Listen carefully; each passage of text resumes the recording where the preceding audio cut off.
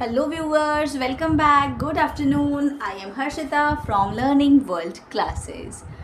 So welcome back to our Hindi classes. Hindi की कक्षा में आप सभी का हार्दिक स्वागत है।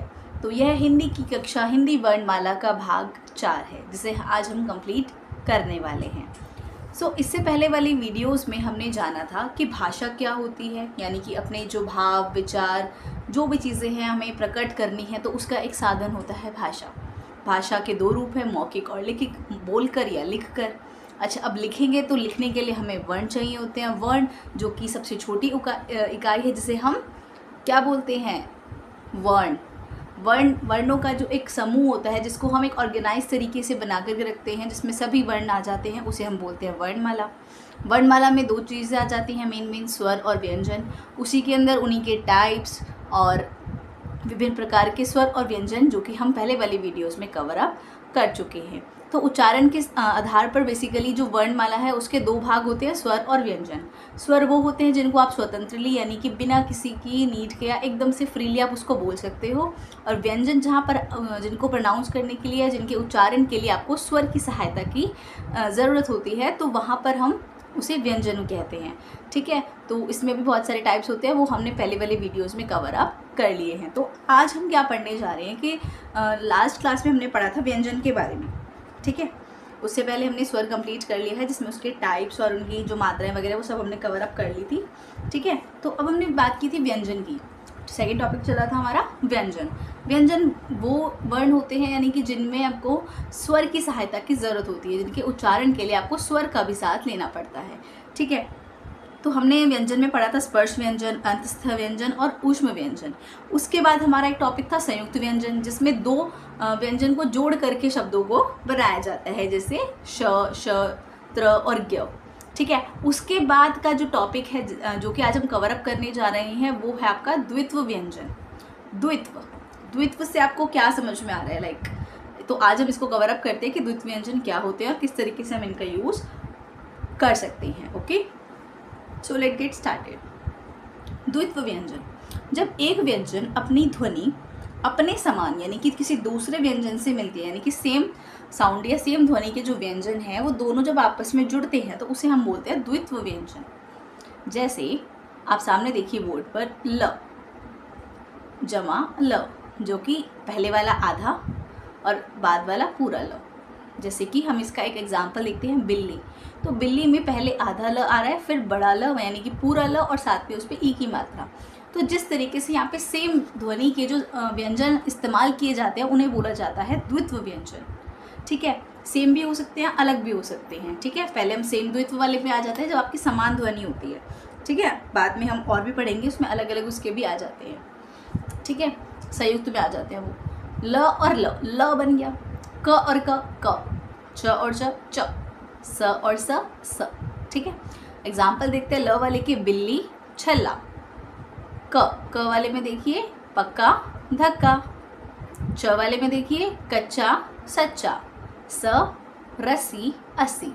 ठीक है, तो ये होते हैं द्वित्व व्यंजन, जब एक ही सेम साउंड यानी कि एक व्यंजन ध्वनि अपने ही समान दूसरे व्यंजन से मिलती है तो उसे हम द्वित्व व्यंजन कहते हैं। ठीक है, संयुक्त में क्या था, दो भिन्न यानी दो अलग अलग व्यंजन जब मिलते हैं तो उसको हम संयुक्त व्यंजन कहते हैं। वहीं पर सेम थिंग क्या है, सेम क्या थोड़ा सा डिफरेंट है, यहाँ पे आपको सेम ध्वनि देखने को मिल जाएगी। ठीक है, तो ये था हमारा द्वित्व व्यंजन का कॉन्सेप्ट। ओके, आप इसके अलावा और भी ढूंढ सकते हैं और उनके भी नोट्स बना सकते हैं। ठीक है, आगे हम बात करते हैं र के संयोग के नियम। र जो टॉपिक है ना वो बहुत ज़्यादा कंफ्यूजिंग होता है, या फिर बच्चे समझ नहीं पाते हैं, या they will get easily confuse about it. तो इसको हम एक बार थोड़ा सा पढ़ लेते हैं। ठीक है, र के संयोग के नियम, यानी संयोग या कि कहाँ पर आप उसको जोड़ रहे हो। ठीक है, फर्स्ट रूल या फर्स्ट नियम क्या कहता है, स्वर रहित र अपने आगे वाले वर्ण के ऊपर लग जाता है। जैसे अब जो र है स्वर रहित, जिसमें स्वर नहीं है, जिसको हम आधा र बोलेंगे, ठीक है, वो अपने आने जो आगे वाला वर्ण है उसके ऊपर लग जाता है, जैसे हम रेफ की मात्रा भी बोलते हैं। जैसे कर्म, क र म, अगर पूरा लिखते तो कर्म बन जाता, वहीं पर स्वर नहीं है र में तो आधा र हुआ तो कर्म। तो जो म है वो आगे वाला जो स्वर है, क के बाद क्या आ रहा है, सॉरी व्यंजन है म, वर्ण है उसके ऊपर लग जाता है आपका र, जिसे हम रेफ कहते हैं। ठीक है, जैसे कर्म धर्म मर्म। फिर आता है एक एग्जाम्पल और लेते हैं, र स्वर रहित र है वो, बिकॉज नीचे हलंत लगा हुआ है, प्लस द, दर्द, सर्द, मर्द। ठीक है, तो यहाँ पर भी स्वर रहित र है जो कि अपने आने वाले या आगे वाले वर्ण के ऊपर लग जाता है, जिसे आप रेफ की मात्रा या र की मात्रा बोल सकते हैं। ठीक है, सेकेंड नियम क्या कहता है, र से पहले यदि कोई भी स्वर रहित व्यंजन आ जाए, र से पहले अगर कोई भी स्वर रहित यानी कि जिसके अंदर स्वर नहीं होता, वोवेल नहीं होता, तो आप उस र को नीचे लगा देंगे। कहाँ लगा देंगे आप उसको? नीचे। कैसे? जैसे क के अंदर स्वर नहीं है बिकॉज हलंत लगा हुआ है, जमा र, कर, क्र, है ना। एक होता है कर तो हम पूरा लिख लेते हैं उसको, बट यहाँ पे क्या साउंड आ रही है? क्र, क्रम, विक्रम, क्रांति।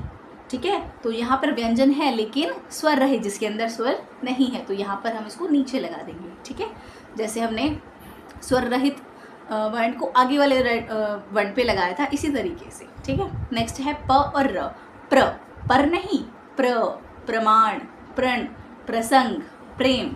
ठीक है, नेक्स्ट थर्ड रूल क्या कहता है, ट और ड के साथ जब र का संयोग होता है जब ट से टमाटर और ढ के साथ र का संयोग होता है, जब वो मिलते हैं तो उनके नीचे इस रूप में, जैसे हम वो लगाते हैं ना, लाइक कोई चीज़ अगर रह जाती है मिसिंग आउट, तो ये वाला सिंबल हम उसमें लगाते हैं, तो उसके नीचे जैसे ट्रक, ट्रेन, ट और र, हमेशा ये दोनों रूल है, ट और ड के लिए ही है ये रूल।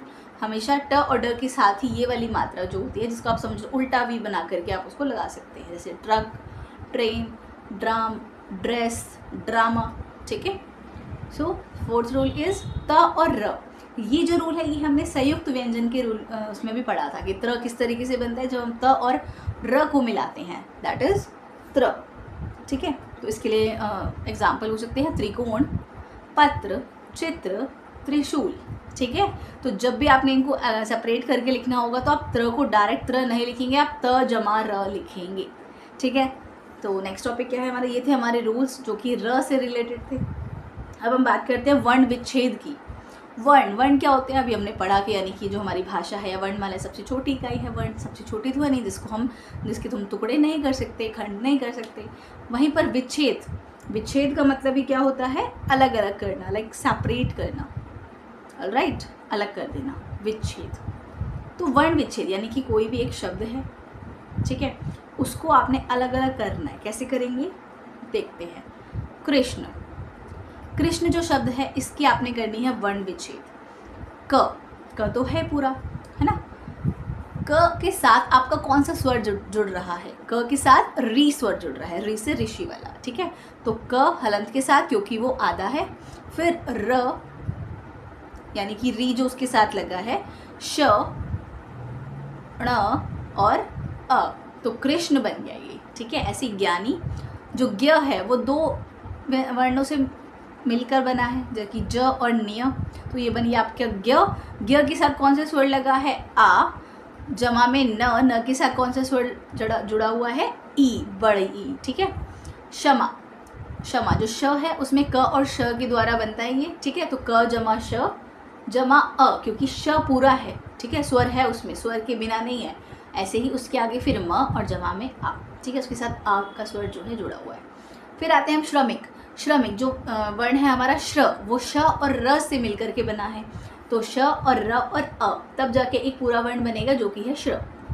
ठीक है, श्र हो गया। फिर म के साथ कौन सा स्वर जुड़ा है, ई, जमा क के साथ अ। ठीक है, बिकॉज कोई मात्रा नहीं है तो हम वहाँ पे अ लगा देंगे। नेक्स्ट थिंग इज तारीख, त आ की मात्रा यानी कि आ स्वर, जमा र के साथ बड़ी ई, जमा ख के साथ अ, तारीख। ठीक है, तारीख। फिर नेक्स्ट है प्रहार, ये आपको खुद सॉल्व करना है जिस तरीके से हमने और सारे वर्ण विच्छेद किए हैं, ये वाला आप खुद से करके दिखाएंगे एंड अपना आंसर कमेंट बॉक्स में ज़रूर लिखें। ठीक है, तो आज की जो हमारा टॉपिक था जो कि वर्णमाला से रिलेटेड था, जिसके हमने 4 पार्ट आज कंप्लीट कर लिए हैं। ठीक है, तो बेसिकली ये टॉपिक ऐसा है कि हम उसको एक दिन में भी कवर अप कर सकते थे, बट मेरा मेन मोटिव ये था कि डिटेल में हम इसको इस तरीके से पढ़ें कि आगे आने वाली क्लासेस में कोई भी कन्फ्यूज़न क्रिएट ना हो। आप एक बार पढ़ें बट अच्छे से पढ़ें। ठीक है, ऐसा नहीं है कि हम जल्दी जल्दी करके फटाफट से ख़त्म कर देना, no, not at all. You have to prepare and learn all things very deeply. ठीक है, अच्छे से पढ़ेंगे तभी हमेशा दिमाग में सेट रहेगा। ठीक है, तो आई होप कि आपको वीडियो समझ में आई होगी। तो आज हमारा ये टॉपिक कवर अप हो जाता है हिंदी वर्णमाला। वर्णमाला जिसे हम इंग्लिश में अल्फ़ाबेट्स भी बोलते हैं, ठीक है। और ये था हमारा वर्ण विचार का ही टॉपिक जिसे हम ऑर्थोग्राफी कहते हैं, ठीक है। तो हमने इसमें स्टार्टिंग में पढ़ा परिभाषा क्या होती है, वर्ण के भेद, स्वर, व्यंजन, मात्राएं, है ना, अयोग व या आगत स्वर, और र के संयोग के नियम हो गए, वर्ण विच्छेद हो गया, ठीक है। तो आज के लिए इतना ही, और आने वाले वीडियोस में हम आने वाले टॉपिक्स कवर अप करेंगे, जैसे शब्द विचार, संधि वगैरह, बहुत सारे टॉपिक्स हैं, ठीक है। So I hope that you have love the video and please do like, share and subscribe. Video पसंद आई हो तो ज़रूर लाइक कीजिएगा, ठीक है। Don't forget to like and subscribe. Thanks for watching, bye bye.